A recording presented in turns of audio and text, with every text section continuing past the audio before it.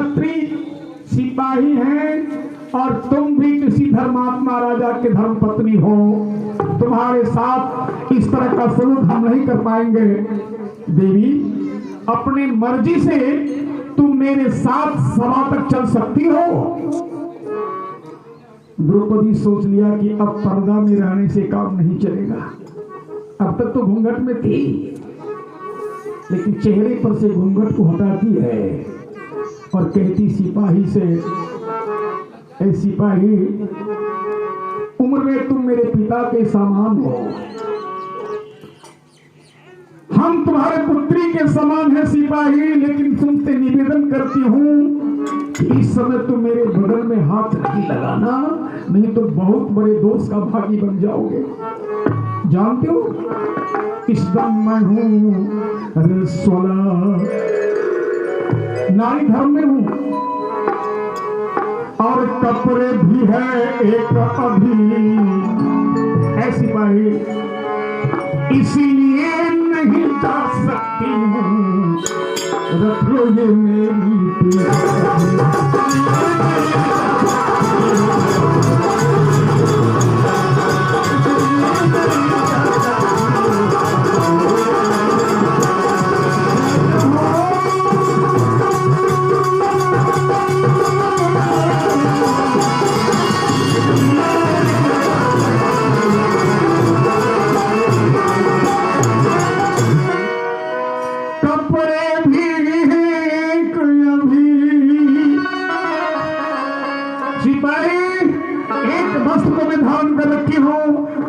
परिस्थिति में अगर सभा में जाती हूँ, अगर पाए पुरुष का छाया भी हम पर पड़ जाएगा तो मेरा पतिव्रत धर्म नष्ट हो जाएगा।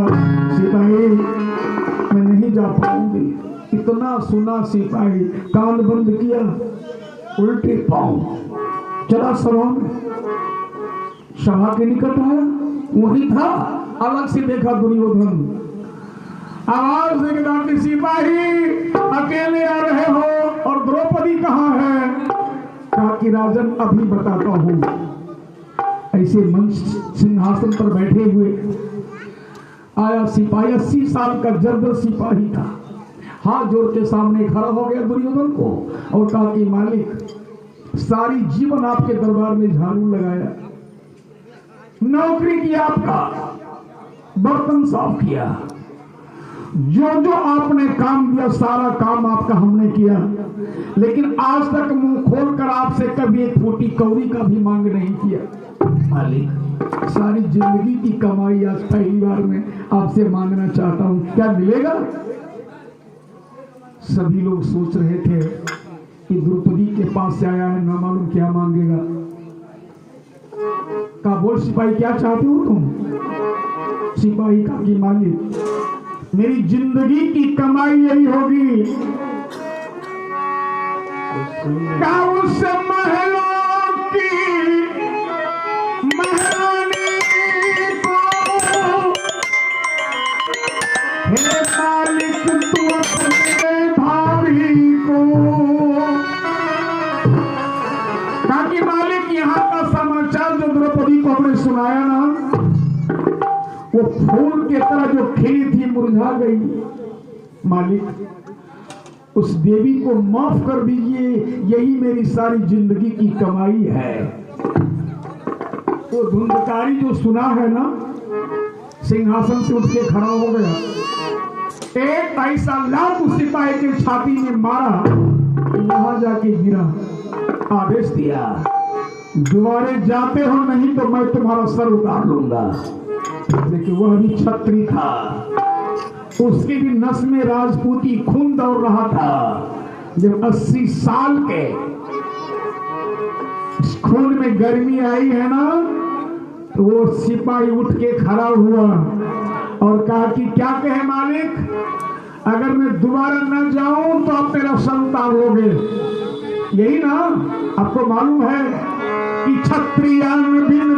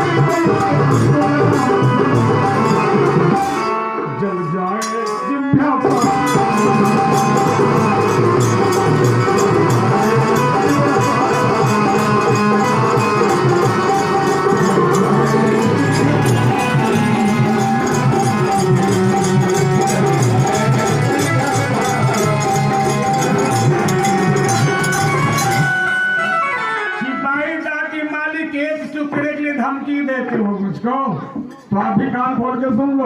खड़ा हो गया ताकि चांद गति बदले अपनी, कहा ये चांद अपने गति को बदल सकता है।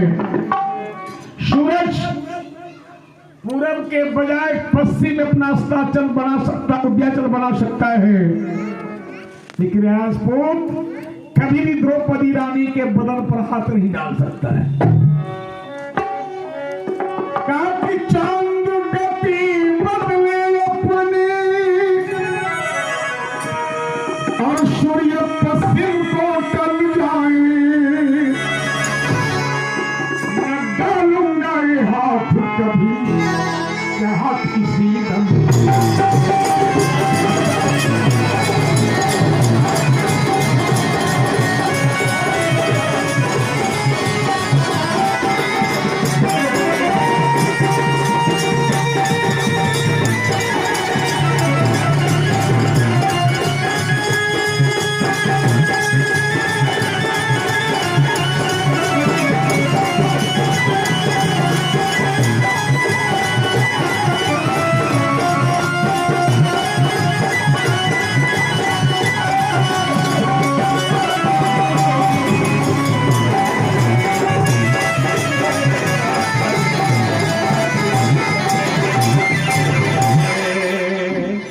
डालूंगा हाथ कभी चाहे हाथ किसी बदन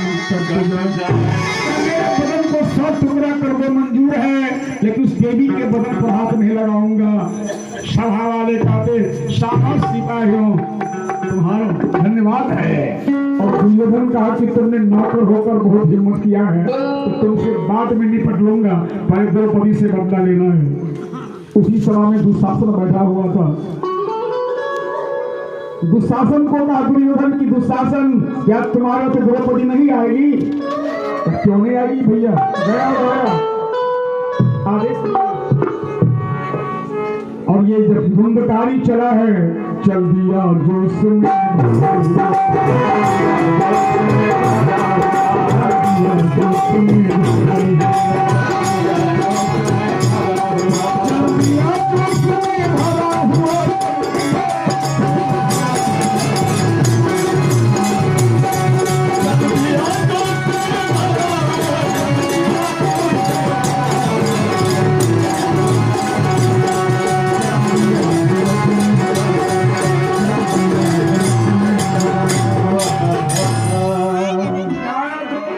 कहता है दुर्योधन को समझा जाकर जो हमसे बातें करता है। दुशासन इस समय सभा में जाने के काबिल में नहीं हूं। मेरा जसरबत्र एक पटधारी कैसे जाए सभा बिचना कर्म में हूँ, पापनी अवस्था में हूँ, इस समय सभा में जाने काबिल नहीं हूँ। अगर कहीं चली जाती हूँ दुशासन तो समझ लो कि सभा में जाने के बाद तुम्हारा प्रतिष्ठा भी चला जाएगा। इसलिए सभा गए पति जात तुम्हारे। दुशासन का कि पाप ने हम तुमको सभा में चलने के लिए कहते हैं और तुम उसको नीति सिखा रही हो, चलती हो या नहीं? इतना काके हाथ बढ़ाया द्रौपदी को बाल पकड़ने के लिए। द्रौपदी पीछे हटने लगी। जब दीवार से पीठ सटा, ये 2 कदम तेजी से बढ़ाए, झंडा पिदा तमाचा द्रौपदी के गाल पर पछाड़ खा के गिरी। कहां 10,000 हाथी का बल और कहां फूल से भी ज्यादा कोमल द्रौपदी। तमाचा लगते गिर जाती है। दूसरी तरफ से दूसरा तमाचा और बाल जो खुला था उसको यूं हाथ में लपेटा, जैसे जंगल का राजा सिंह शिकार को लेकर जंगल की ओर चलता है, आज उसी तरह से द्रौपदी को लेकर ये पापी दुशासन सभा की ओर, और द्रौपदी विलाप करती है। दुश्मन खींचत चीर हमारी अब पति राघव कन्हैया, देखो मेरे साथ क्या मजबूरी है, क्या परिस्थिति मेरे साथ है जनार्दन। काकी पैर में पीर शरीर दुखित बा, मासिक धर्म से लाचारी। उस परिस्थिति में नारी को नस नस में दर्द होता है, पीड़ा होता है। पैर में पीर शरीर दुखित बा, मासिक धर्म से लाचारी। ऐ बंसी वाले, छत्री के वंश विध्वंस हो गए, सभा में कल्पत नारी अब पति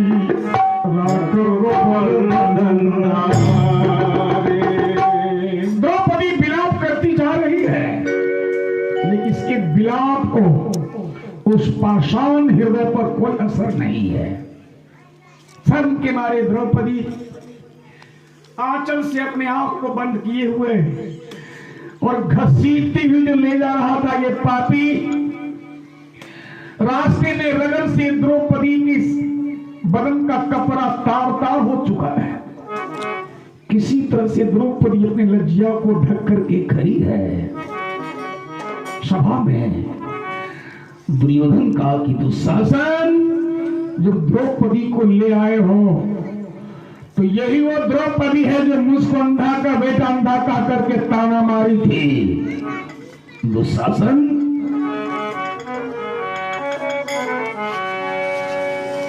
अंधों की दरबार लगता है जहां। ऐ द्रौपदी, आंख बंद करके क्यों खड़ी हो? यहाँ अंधों की दरबार है। तू ही बता फिर आंख वाले हैं कहाँ? दुशासन, अरे खींच ले इसके बदन से चीर को, खींच ले इसके बदन से चीर को, दे लुटा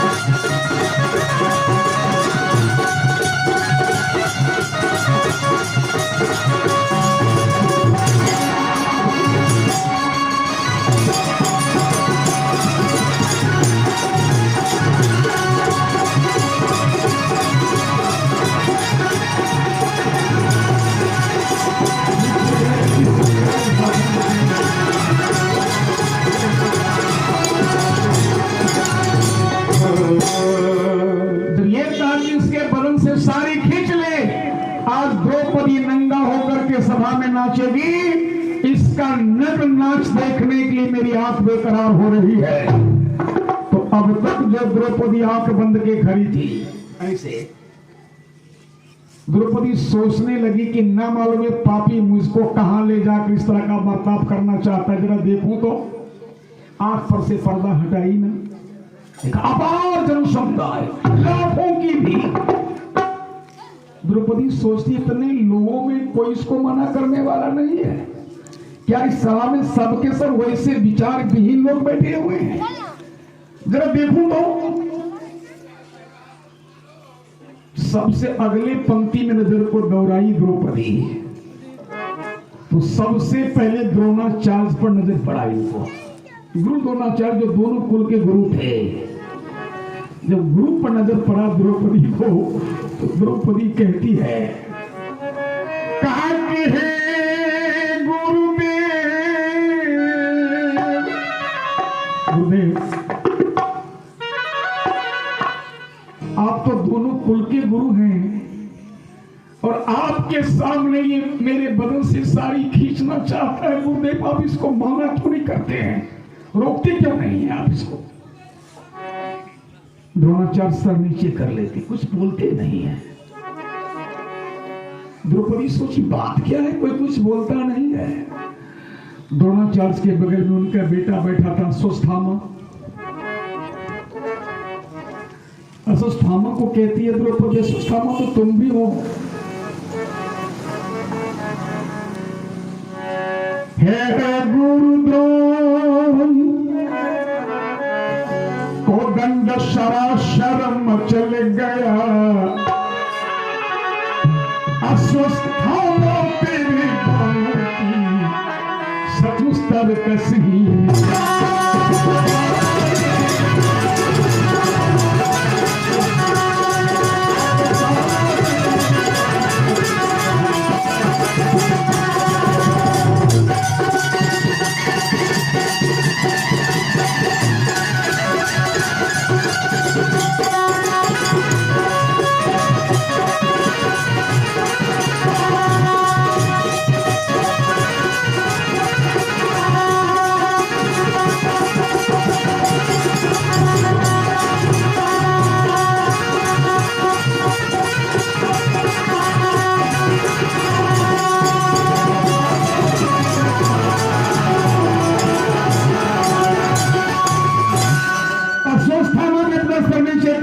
कोई जवाब नहीं दिए। द्रौपदी सोचती क्या बात है, कोई कुछ बोलते नहीं है। अश्वत्थामा के बगल में कृपाचार्य बैठे हुए थे। कृपाचार्य को देखा तो सोचती कि भाई आचार्य आप भी बैठे हैं। अहो कृपाचार्य तेरे खाने पे फरसा। कहा कि आचार्य महोदय आपके फरसे के चमक से कितने वीरों का कलेजा दहल जाता था। वो फरसा आपके बगल में है और आप इतना बड़ा अन्याय को देख रहे हैं, कुछ बोलते नहीं है, क्या बात है। कृपाचार्य भी कुछ नहीं बोले। अहो कृपाचार्य तेरे खाने पे क्या सचमुच काई जमी हुई? क्या आपका फरसा के भार पर में काई जम गई है क्या? वो भी कुछ नहीं बोले। द्रौपदी सोचती किसको कहूं, कौन मेरा मदद करेगा। लेकिन कृपाचार्य के बगल में जब गंगा पुत्र बाल ब्रह्मचारी भीष्म पितामह को देखा द्रौपदी, तब द्रौपदी को धैर्य नहीं रहा। अब द्रौपदी दुशासन से कहती है कि दुशासन अब तू मेरा साड़ी खींच ले। अब अगर सभा में नंगी भी हो जाऊंगी तो कोई शर्म की बात नहीं है दुशासन, क्योंकि जिस सभा में गंगा पुत्र बाल ब्रह्मचारी भीष्म पितामह जैसे महापुरुष बैठे हों और उस सभा में इतना बड़ा अत्याचार हो रहा है और ये मूक दर्शक बन के देख रहे हैं, तो साड़ी खुल भी जाएगी तो कोई शर्म की बात नहीं है। दुशासन अब तू मेरा साड़ी खींच ले मेरा साड़ी। लेकिन बाबा भीष्म कहते द्रौपदी बेटी, जितने को सभा में बैठे देख रही हो, सांस तो सबका चलता है लेकिन जिंदा कोई नहीं है, सब पहले सिग्नेचर कर चुका है। द्रौपदी अगर लाज बचाना चाहती हो एक उपाय है। अगर तुम अपना लाज बचाना चाहती हो तो सिवा कन्हैया को छोड़कर दूसरा कोई लाज नहीं बचा पाएगा। लगा दे आवाज, हिला दे द्वारिका को और बुला ले अपने भाई कन्हैया को। कन्हैया का नाम आया। कन्हैया का नाम सुना दुर्योधन तो ठहाका मार के हंस दिया। कहा कि सुन लिया द्रौपदी, ये सभा वाले तुमको मदद नहीं करेंगे।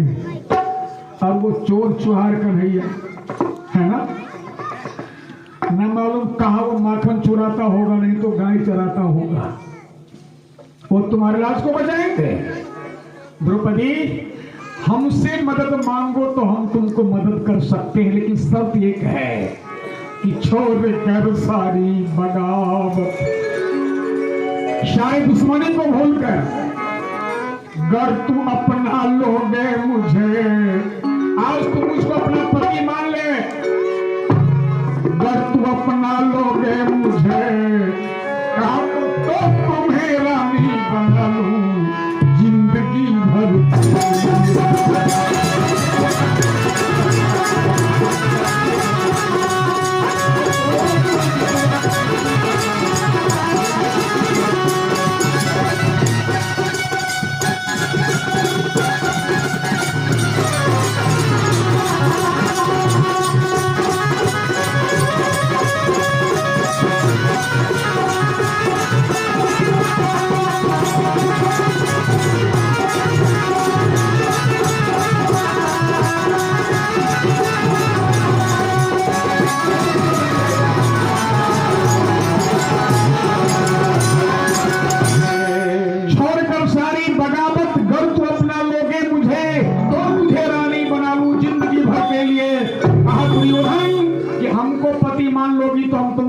रानी बना लूंगा।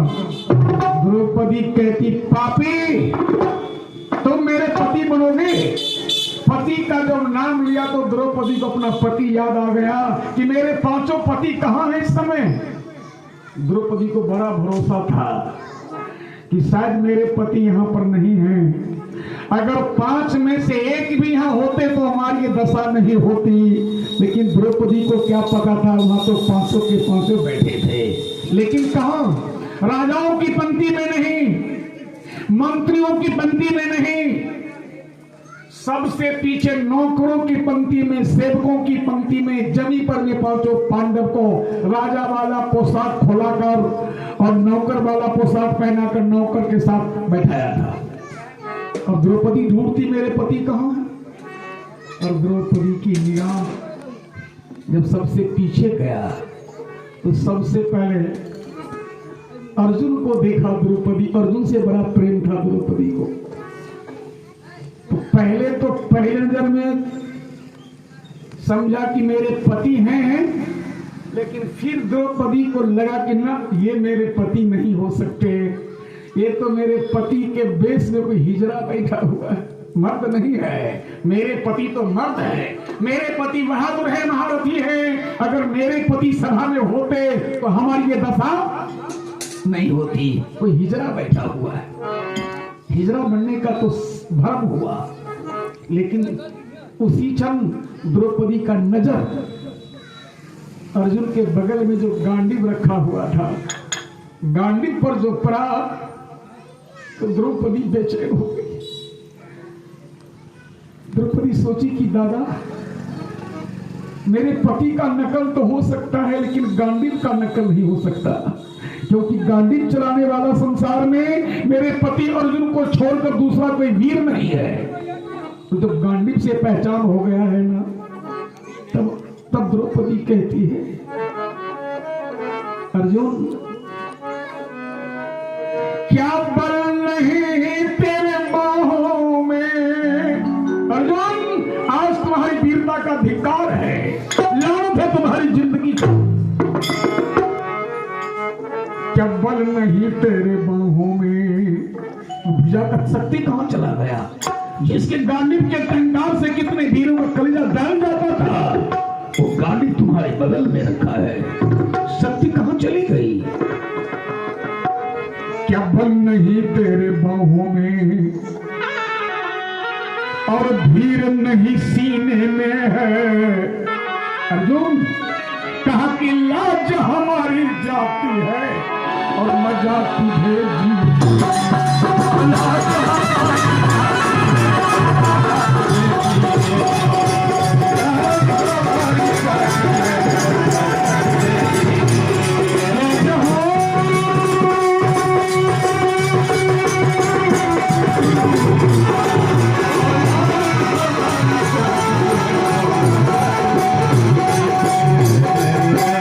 धीर नहीं सीने में है, लाज हमारी जाती और मजा तुझे जीने में है। अर्जुन, तुम्हारी जीवन जिंदगी का धिक्कार है। अब अर्जुन को ललकारा, शेर कहीं किसी का फुफकार बर्दाश्त किया है? उठ गया अर्जुन।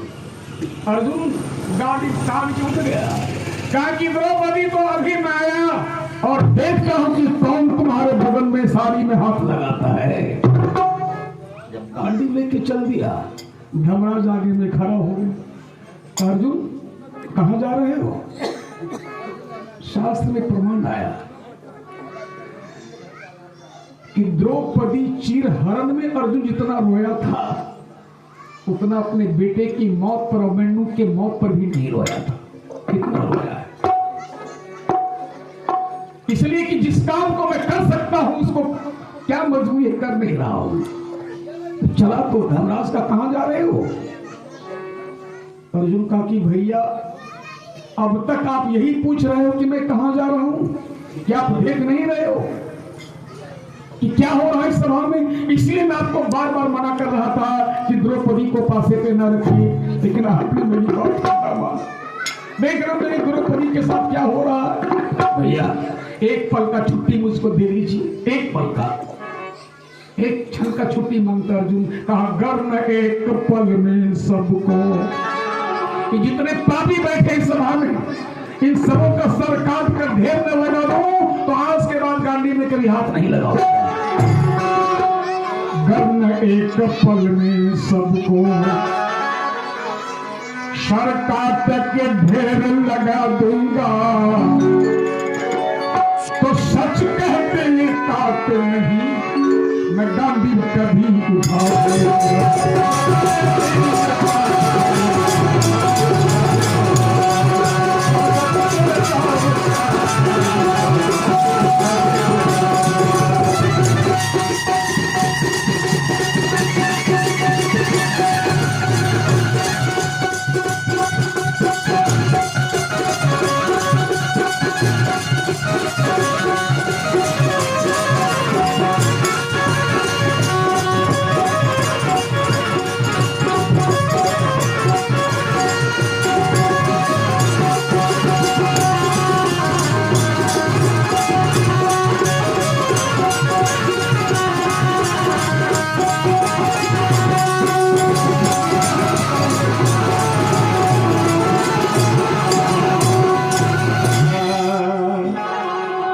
तो समझ लूंगा कि संसार में भगवान नाम का कोई चीज नहीं है। लोग झूठे भगवान का नाम का ढिढोरा पीटते हैं।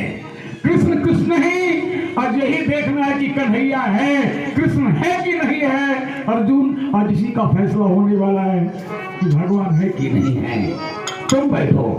और द्रौपदी का, द्रौपदी अब लाज बचाना चाहती हो तो अपने भाई कन्हैया को बुला ले, क्योंकि इस समय हे रानी तू दिल से दूर हटा, इस समय तुम्हारा शौहर हूँ।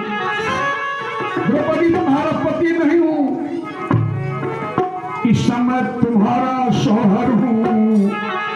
कहा कि दुर्गा में छोड़ धर्म कैसे, मालिक का सच्चा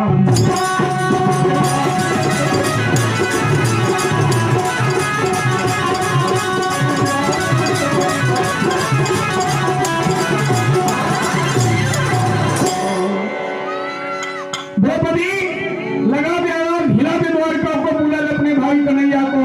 द्रौपदी समझ गई कि दुनिया वाले मतलबी हैं, स्वार्थी हैं, कोई साथ देने वाले नहीं है। तब सब ओर से नारी निराश हुई। खत्म हो गया। हाथ जो पकड़ रखी थी सारी को, चोचा को, अपने शक्ति का भी भरोसा नहीं रहा, हाथ ऊपर उठा देती। सब ओर से नारी निराश हुई। तब जदुनंदन पे आस गई, कहा कि लाज राखो हे गिरधारी, मेरी लाज गई, मेरी लाज गई। आवाज लगाई जो द्वारका के तरफ, और ये आवाज जो भगवान कन्हैया के कान में पड़ा है ना, एक पल का देर नहीं किया।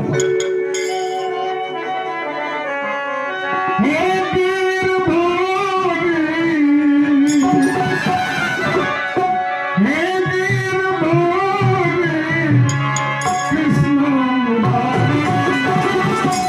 लाजी रखो